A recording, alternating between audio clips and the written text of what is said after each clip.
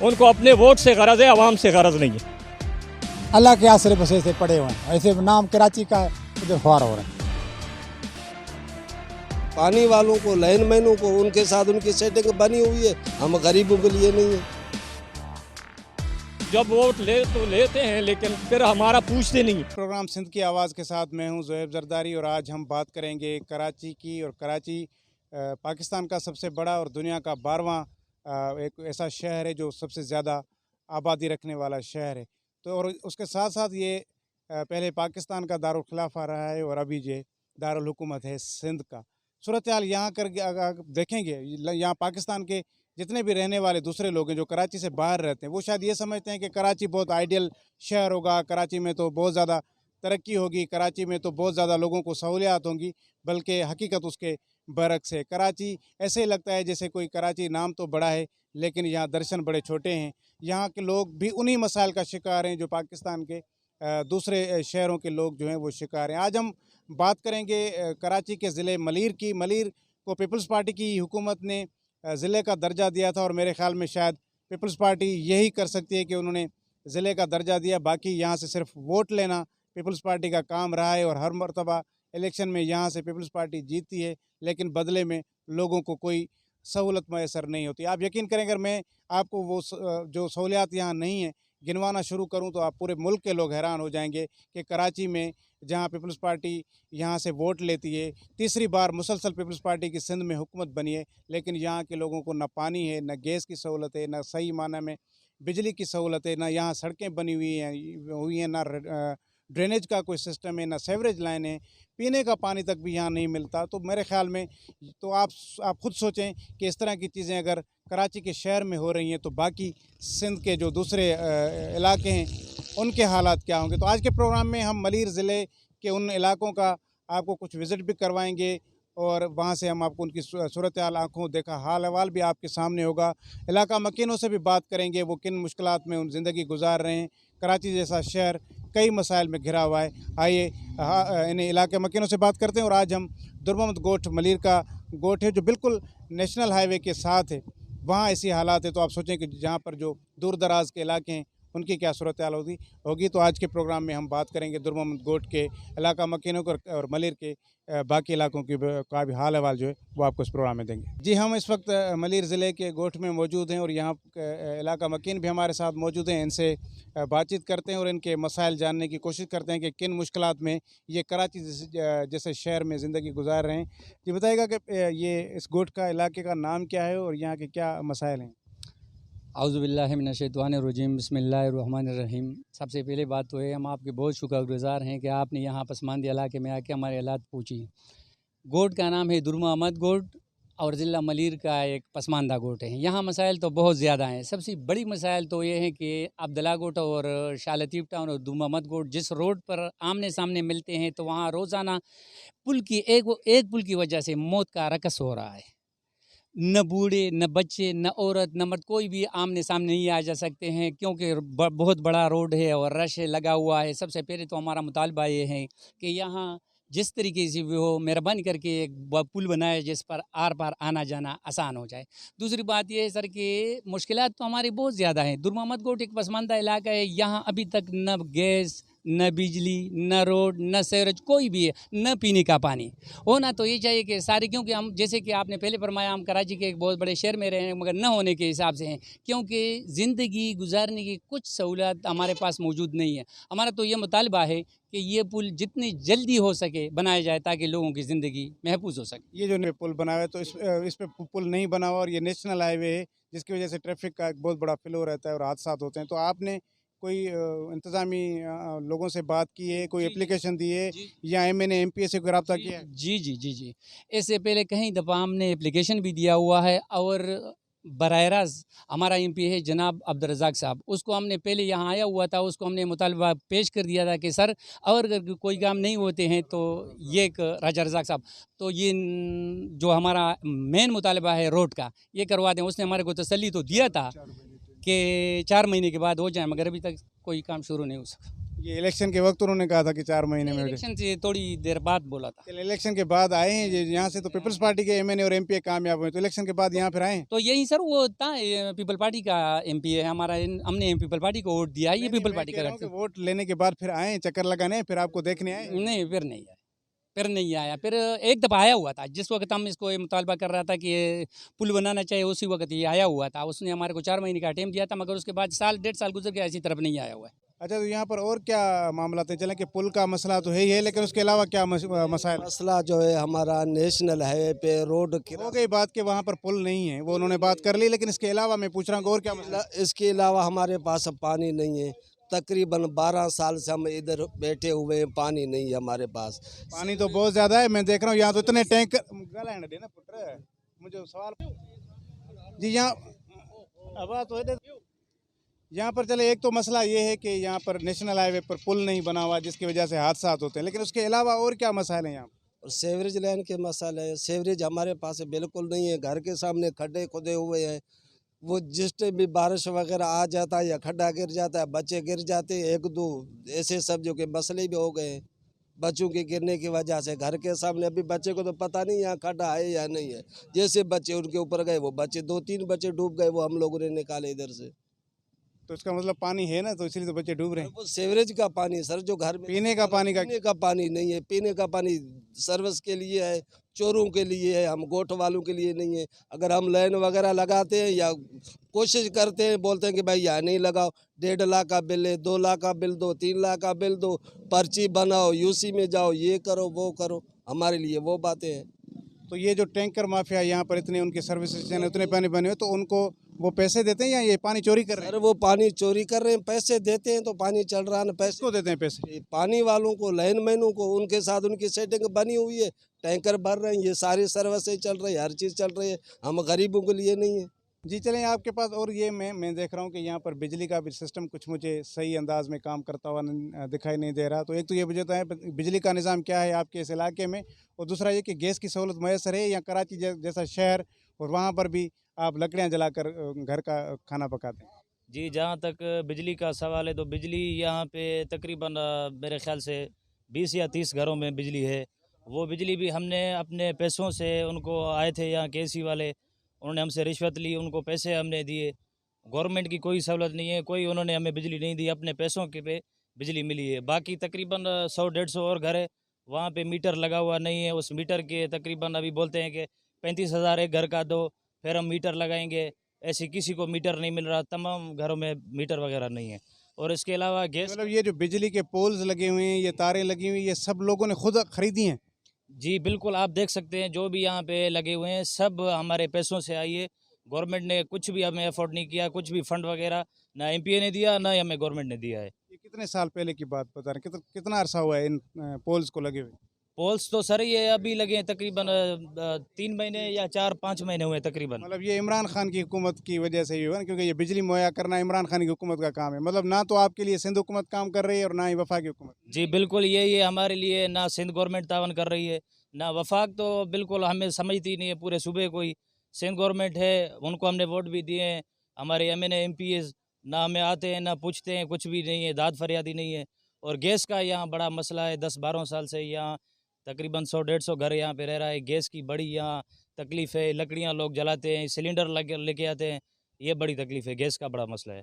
आप मुझे बताएं क्या मसाइल क्या हैं यहाँ पर? मुझे तो लगता है यहाँ आपको कोई सहूलत नहीं, शायद पता नहीं आपको जीने की सहूलत भी मिल रही है या नहीं मिल रही? हमें तो जीने की सहूलत इसलिए नहीं मिल रही कि इधर का कोई पुरसान हाल नहीं है। अब हम बाशऊर होते तो आज हम कचरों में पड़े ना होते।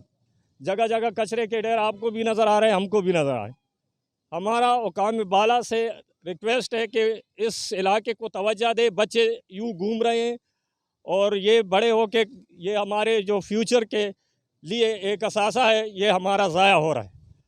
हमारा आपसे ये भी गुजारिश है कि ये हमारी बात पहुंचा दे हुकाम बाला तक कि इनके लिए स्कूल ज़रूरी है, इनके लिए हॉस्पिटल ज़रूरी है।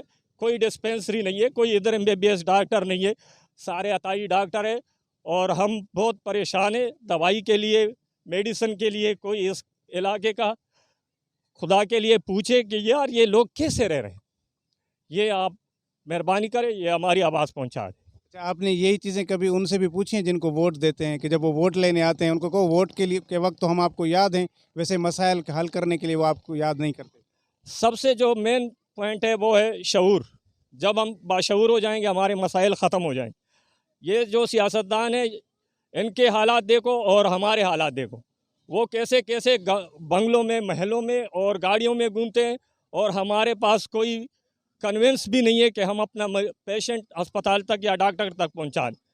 हम इनसे भी गुजारिश करते हैं, जो सियासतदान है, खुदा के लिए इस बात पे सियासत न करे, हमारे हाल पे रहम करे कि हमारे हवाम का क्या हाल है। तो जब वोट ले तो लेते हैं, लेकिन फिर हमारा पूछते नहीं है। उनको अपने वोट से गरज है, आवाम से गरज नहीं है। Thank you. जी, आप बताएंगे कि यहाँ पर क्या तालीम और सेहत की भी सहूलियात नहीं है, पीने का पानी भी नहीं है, गैस भी नहीं है, बिजली भी नहीं है, तो फिर कैसे गुजारा होता है आपका, कैसे रह रहे हैं आप यहाँ? बिस्मिल्लाहिर्रहमानिर्रहीम। पहिरें जी असांखे प्रॉब्लम आहे उर्दू बिस्मिल्लाहिर्रहमानिर्रहीम। हमें भी पहली प्रॉब्लम है सर कि ये बाईपास रोड की प्रॉब्लम है कि इधर हादसे बहुत हो रहे हैं, इनके पुल नहीं है। कि पुल बच्चे हैं तो छोटे छोटे बच्चे हैं तो पानी गाड़ियाँ आ रही हैं बहुत स्पीड में आ रही हैं, क्योंकि लग जाते हैं। छोटे छोटे बच्चे हैं या बूढ़े बच्चा है वो तो पार नहीं कर सकता, क्योंकि स्पीड इनकी इतनी होती है, ज़्यादा से ज़्यादा होते। पीछे सारे पुल बने हुए हैं, हमारे सामने अब्दुल्ला कोट में कोई पुल नहीं बना हुआ। एक बात है। दूसरी बात है कि हम पुल के पास साइड उली साइड पे आते हैं, थोड़ी सी बारिश हो जाती है, गंद हमारा जो भी इतना गंद है, पानी का गंद सारा चल के हमारे घरों में पहुंच जाता है। क्योंकि हमारे में सहूलत ये नहीं है, ना इधर अस्पताल है, कुछ सरकारी अस्पताल होना चाहिए, स्कूल होना चाहिए, रोड सही होने चाहिए, गैस नहीं है हमारे पास कुछ भी। बच्चे हैं, गरीब बंदे हैं, एक लॉकडाउन लगा हुआ, लॉकडाउन के में ना बाहर निकलने देते हैं बच्चे। कमाई क्या है, बंदा 500 रुपया कमाता, घर का किराया भी उसका 10,000 किराया दें या उनको बच्चों को खिलाएं। पहली बात है, बच्चों को खिलाते हैं तो फिर किराया नहीं बचता। किराए वाले कहते हैं भाई 1 महीना हुआ, दूसरे महीने आप खाली कर दो, आपने किराया नहीं दिया। क्यों कि मेहरबानी किया जाए आप इससे पे हमारी इधर से जो भी चीज़ें रोज सारे गटर देख लो, उसी तरह खुले हुए गटर देख लो। बच्चे 2-3 महीने हो गए, बच्चे हादसे हुए हैं, गटर में गिर के मर गए हैं। जिधर कचरा पड़ा हुआ, कचरा उधर उधर पड़ा हुआ। कोई इधर हमारे कोई भी बोर्ड वाले इधर नहीं आए, एंट्री बोर्ड वाले जो हम आके देख लें, हालात देख लें इनके। जो हमारे बड़े हैं, MNA हैं, PA जो भी आते हैं वो वोट लेने के लिए वो लिख के दे देते हैं, हम सारा वायदा आपको पूरा करेंगे इंशाल्लाह ताला। इलेक्शन ये जुल्फ़कार अपना बलोच है MNA PA का, वो आए, हमने इंशाल्लाह ताला हम आपको गैस भी देंगे, इधर स्कूल भी देंगे, अस्पताल भी देंगे, आप लोगों को हर सहूलत में गली गली भी बना के देंगे। थोड़ी सी सर बारिश होने की वजह से हर चीज़ आ जाती है।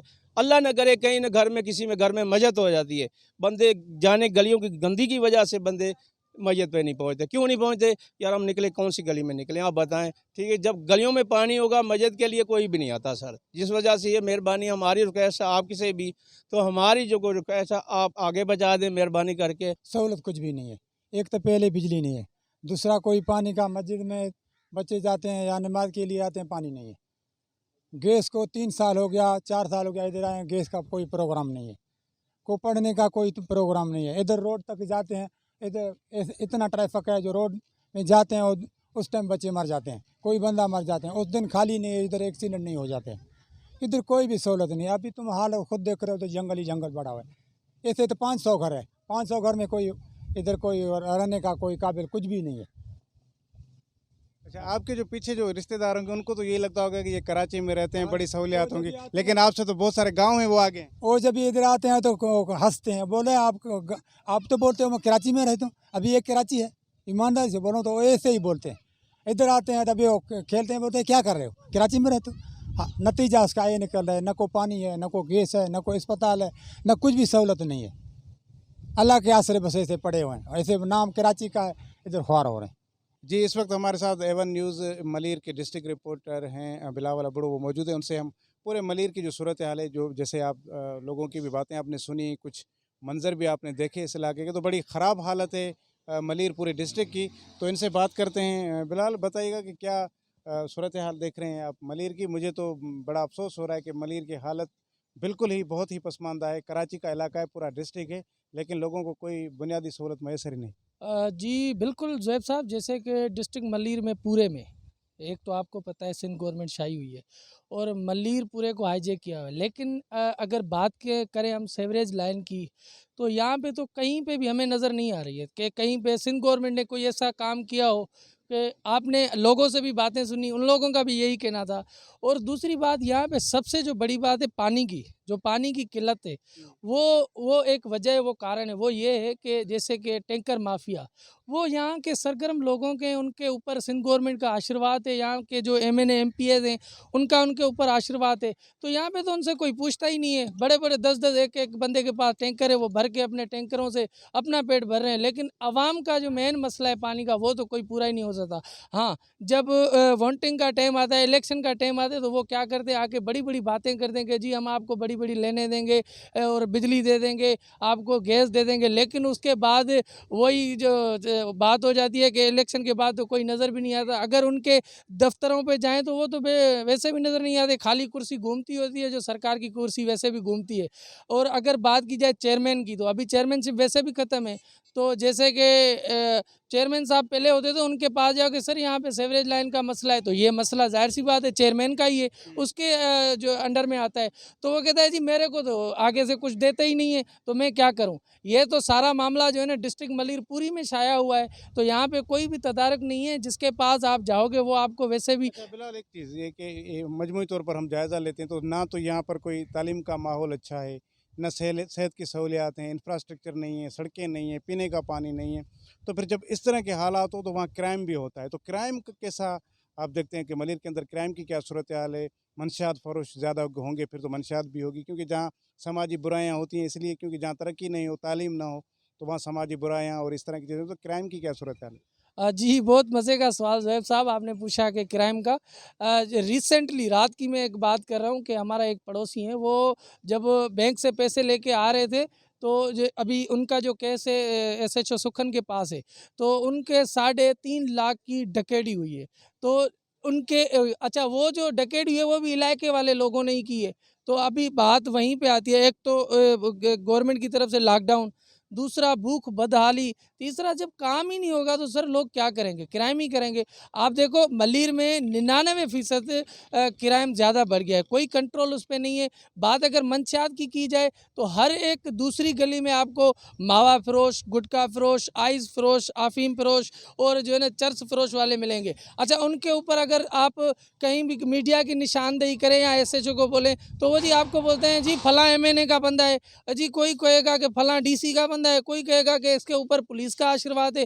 यहाँ पे असल में हाथ से निज़ाम को ख़राब कर दिया गया है और मंशियात को एक हाथ से बढ़ाया गया है ताकि उनकी रोज़ियाँ बरकरार रहें। तो सर जो नीचे तबके के लोग हैं, जो गरीब दिहाड़ीदार तबके वाले लोग हैं, तो वो उनकी जो है ना 20,000 जो घर की आमदनी का खर्चा है, उनकी तनख्वाह है 10,000, तो ज़ाहिर सी बात है 10,000 को वो कहाँ से लाएँगे? क्राइम करेंगे, मंशियात चलाएँगे, कुछ भी करेंगे, ऐसा ही काम होगा। ये बताइए आखिर में मुझे कि आप यहाँ जर्नलिस्ट हैं और यहाँ पर ज़ाहिर है लोगों के साथ और इंतज़ामिया के साथ आप राब्ते में होंगे, तो इतने सारे इश्यूज़ हैं, तो यहाँ का इंतज़ामिया का क्या मौक़िफ़ है? यहाँ के जो MNAs MPs हैं उनसे अगर आपकी बात होती है तो वो क्या कहते हैं, क्यों सहूलियात नहीं दे रहे इन लोगों को, क्यों मतलब उन लोगों को पसमानदा रखा हुआ है? सर बात ये है कि पहले तो किसी की वो कॉल उठाते नहीं हैं। सही, अगर कॉल उठाते हैं तो उनका जो है ना रिप्लाई में यही अल्फाज होता है कि मैं बिज़ी हूँ, मैं फ़लाँ जगह पे हूँ, मैं फ़लाँ जगह। मतलब हम तो जर्नलिस्ट हैं, हमें ये कहा जाता है कि भाई हमें टाइम नहीं है, हम नहीं मिल सकते, फ़लाँ जगह पे हैं।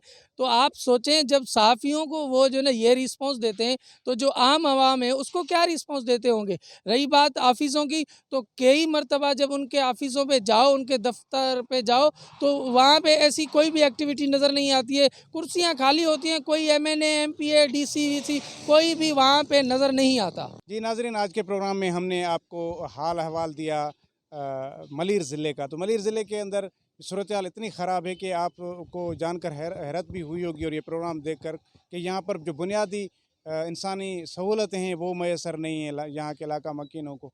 ये कराची का एक ऐसा इलाका है मलीर के हवाले से जब हम बात करें तो मलीर जहाँ समंदर भी लगता है, मलीर जहाँ पहाड़ियाँ भी हैं, मलीर जहाँ मैदानी इलाके हैं, यहाँ एग्रीकल्चर भी होती है। कराची के अंदर अगर कोई एग्रीकल्चर अगर हो रहा है तो वो यही मलीर डिस्ट्रिक्ट के जहाँ में होता है। यहाँ बागात हैं, यहाँ फल सब्जियाँ उगाई जाती हैं। इस तरह नदी नाले भी इसी डिस्ट्रिक्ट से गुज़रते हैं और उसके अलावा ठट्टा के साथ और जामशोरों के साथ भी इसकी ज़िलों के साथ इसकी हुदूद मिलती हैं, लेकिन उसके बावजूद यहाँ पर कोई सहूलत हमें नज़र नहीं आती। और यही बात 4 साल पहले जब लोकल गवर्नमेंट का एक्ट लाया गया था तो मलीर के लोगों को, जो मलीर के जो देहात के इलाके हैं उनको जो है वो सहूलियात देने के लिए यहाँ डीएमसी यानी कि यहाँ के डिस्ट्रिक्ट काउंसिल बनाई गई और वो भी पीपल्स पार्टी के चेयरमैन वहाँ जीते थे। तो शायद यहाँ के लोगों को ये उम्मीद पैदा हुई थी कि अब हमारे मसाइल हल होंगे, लेकिन वो 4 साल चेयरमैन साहब के गुजर गए, कुछ ना मिला उनको और अभी काफ़ी अरसे से एडमिनिस्ट्रेटर हैं, लेकिन आवाम का कोई पुरसान हाल नहीं। मलीर हमेशा पीपल्स पार्टी यहाँ से कामयाब होती आई है, पीपल्स पार्टी यहाँ मिनिस्टर भी लगाती रही है, यहाँ से हर दौर में पीपल्स पार्टी को वोट मिलता है, लेकिन आवाम को उस वोट के बदले में कुछ नहीं मिलता। न पानी मिलता है, न बिजली है, न गैस है, न तालीम का कोई निज़ाम है, न सेहत का कोई निज़ाम है। शायद इन लोगों का कसूर भी यही है कि वो पीपल्स पार्टी को वोट देते हैं, क्योंकि अगर पीपल्स पार्टी को इन लोगों का एहसास होता तो वोट के बदले कुछ ना कुछ तो यहाँ पर उनको काम दिया गया होता, कुछ सहूलियात इनको दी गई होती। पूरा मैं आपको क्या इलाके यहाँ के गिनवाऊँ, यहाँ जितना भी पूरा आप ओवरऑल देखेंगे मलीर डिस्ट्रिक्ट में, यहाँ पर जितने पीपल्स पार्टी के एमएनए एमपी हैं वो आवाम से मिलने को तैयार नहीं। यहाँ के लोग पीने के पानी को परेशान है, टैंकर माफिया का राज है यहाँ पर। और फिर जब तमाम सहूलियात नहीं होंगी तो फिर क्राइम बढ़ता है और क्राइम का रेट भी जो है वो दिन ब दिन इंक्रीज़ हो रहा है मलीर के अंदर, और मनशियात फरोशों के हवाले है इस शहर का पूरा जो हिस्सा है।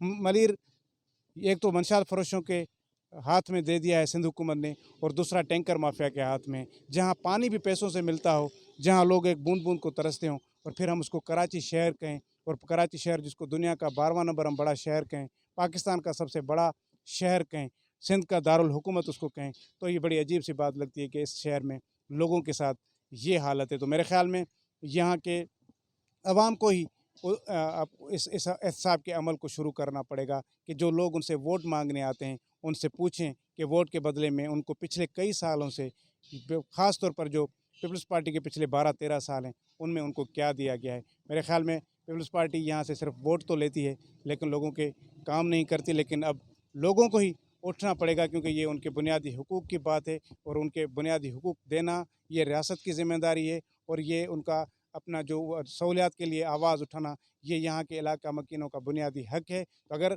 सिंध हुकूमत जमहूरियत पसंद है, और ख़ास तौर पर सिंध मलीर जिसके हवाले से एक बेनज़ीर भुट्टो का एक नारा भी होता था कि मारवी मलीर की, तो अगर मलीर को आप पीपल्स पार्टी का गढ़ समझते हैं तो फिर यहाँ के लोगों को भी अपना लोग समझें, यहाँ के इलाका मकीनों को, यहाँ के रहने वालों को भी इंसान समझें। कुछ नहीं दे सकते, चलें आप इनको स्कूल ना दें, आप इनको सेहत की सहूलियात ना दें, चलें आप इनको सड़कें पक्की ना करके दें, आप बिजली नहीं दे सकते ना दें, आप गैस नहीं दे सकते ना दें, लेकिन पीने का पानी तो दें। अगर लोग पीने का पानी नहीं पिए, उनको नहीं मिलेगा, तो फिर मेरे ख़्याल में आप शायद उनको इंसान भी नहीं समझते। यहाँ ऐसे भी इलाके हैं जहाँ पर जिस जगह से जानवर पानी पी रहे होते हैं वहीं से लोग भी अपने घर के लिए पीने का पानी भर रहे होते हैं। मेरे ख़्याल में ये हम सब के लिए और ख़ास तौर पर सिंध हुकूमत के लिए डूब मरने का मकाम है।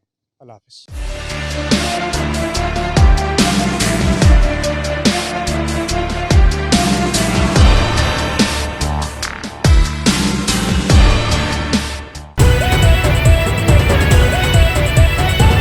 A1 TV, सब पे नजर, अंदर की खबर।